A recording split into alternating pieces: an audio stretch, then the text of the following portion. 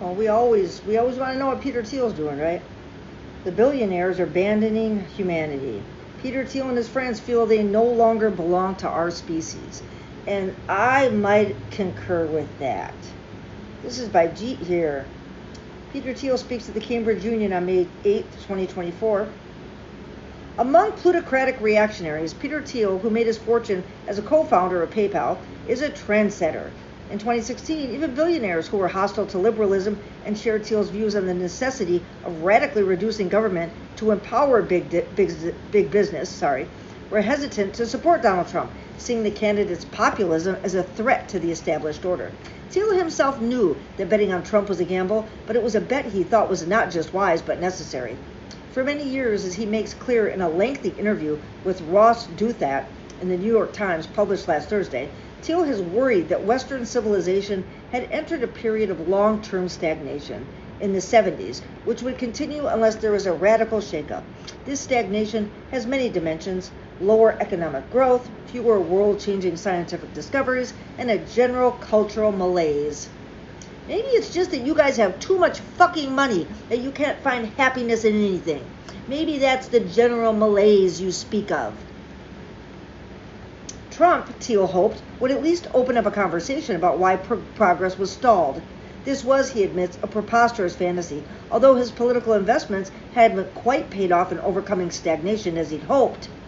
Thiel continued to invest in politicians, some of whom have been elevated to the national stage thanks to his largesse. He was a notable patron of Vice President J.D. Vance. Thiel's analysis of stagnation as requiring a radical right-wing political turn has also had a profound influence on his peers in Silicon Valley, who, to a greater and lesser degree, now share his worldview. They might be more circumspect than Thiel about how closely they're willing to align with figures like Trump and Vance, but they seem to have been won over to his broader analysis. According to Thiel, he's had debates about his stagnation thesis with Eric Schmidt, CEO of Google, in 2012, venture capitalist Mark Andreesen in 2013, and Jeff Bezos in 2014. All three first rejected the idea that stagnation is a problem, but Thiel claims have, to varying degrees, updated and adjusted. This shift, he asserts, is deeply linked to the turn of Silicon Valley elite away from supporting mainstream Democrats such as Barack Obama and toward embracing of varying degrees of the Trump agenda. The idea of stagnation is itself not an absurd one, nor inherently reactionary. Many left-wing historians and economists, notably the late Eric Hobsbawm and his magisterial 1994 study, The Age of Extremes, and the economic historian Robert Brenner in his crucial 2006 book, The Economics of Global Turbulence, have analyzed a long downward turn that began in the early 70s when the major capitalist nations entered a period of slower technological innovation and lower economic growth. In order to roll back the labor victories of the post-war era, which had become harder to justify in the wake of falling profits, American elites both empowered finance capital, leading to a series of bubbles, and embraced the industrialization, with many industries shifting to the global south, notably China. Even if one doesn't accept every point made by Hobsbawm, Brenner, or similar Marxist thinkers, their analysis at least has a sturdy basis in political economy and material reality. By contrast, Thiel has a bizarrely cultural analysis of stagnation that doesn't even pass the laugh test. The Western world, he claims, entered into 5 decades of anemic growth because of the counterculture of the 60s. According to Thiel, in my telling of the history of the 70s, the hippies did win. We landed on the moon in July of '69, Woodstock started 3 weeks later, and with the benefit of hindsight, that's when progress stopped, and the hippies won. Thiel adds that everyone became as deranged as Charles Manson. Well, I think you're deranged, buddy.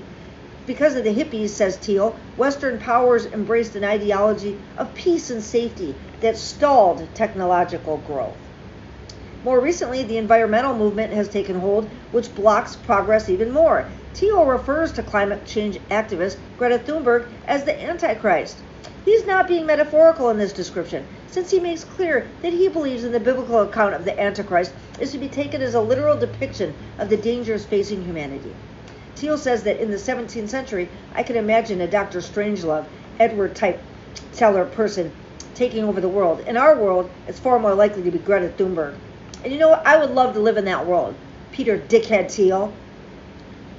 Well, this is all too much for even conservatives.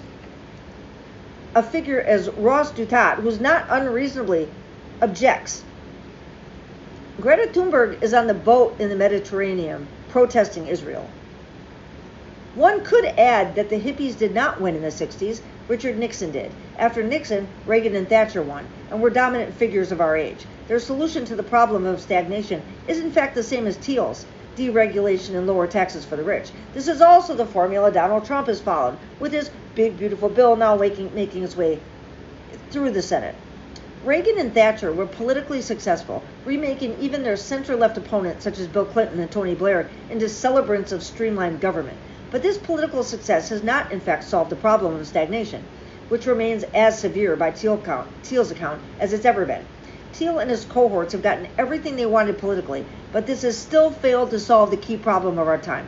The fact that he still advocates a failed economic program suggests the deeper stagnation is in his own mind.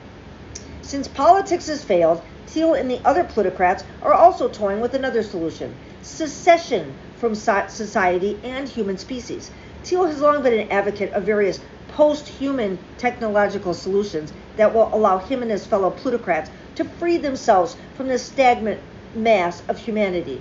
Psionics to overcome death, seasteading to create seaboard libertarian utopias, colonizing Mars, and artificial intelligence. In a telling moment in the interview, Douthat asked Thiel what he feels about the future of the species. Douthat says, "It seems very clear to me that a number of people deeply involved in artificial intelligence see it as a mechanism for transhumanism, for transcendence of our mortal flesh, and either some kind of creation of a successor species or some kind of merger of mind and machine. Do you think that's all irrelevant fantasy, or do you think it's just hype? Do you think people are raising money by pretending that we're going to build a machine god? Is it hype? Is it delusion? Is it something you worry about?" Thiel says, yeah. Douthat says, "I think you would prefer the human race to endure, right?" Well, you're hesitating. Well, I don't know. I would. Well, this is a long hesitation. There's so many questions implicit in this. Should the human race survive? Yes. Okay. But I would also like us to radically solve these problems. Thiel goes on to talk about his hopes that technology will allow humanity to solve the problems of death and achieve the long-held promise of Christianity of eternal life and transcendence. He goes right past the Bible and jumps right into, we're going to merge with machines, and that's how we'll gain eternal life. In the interview, Thiel also alludes to Robert Heinlein's science fiction classic, The Moon is a Harsh Mistress. Fuck you for ruining all these science fiction books. Fuck you for using Palantir and all these other names from Lord of the Rings. Screw you for using science fiction for that. Fuck, asshole. In that novel, the colonists of the moon, disgusted by the corruption of Earth, launch a libertarian revolution under the slogan, "There's no such thing as a free lunch," with the aid of AI.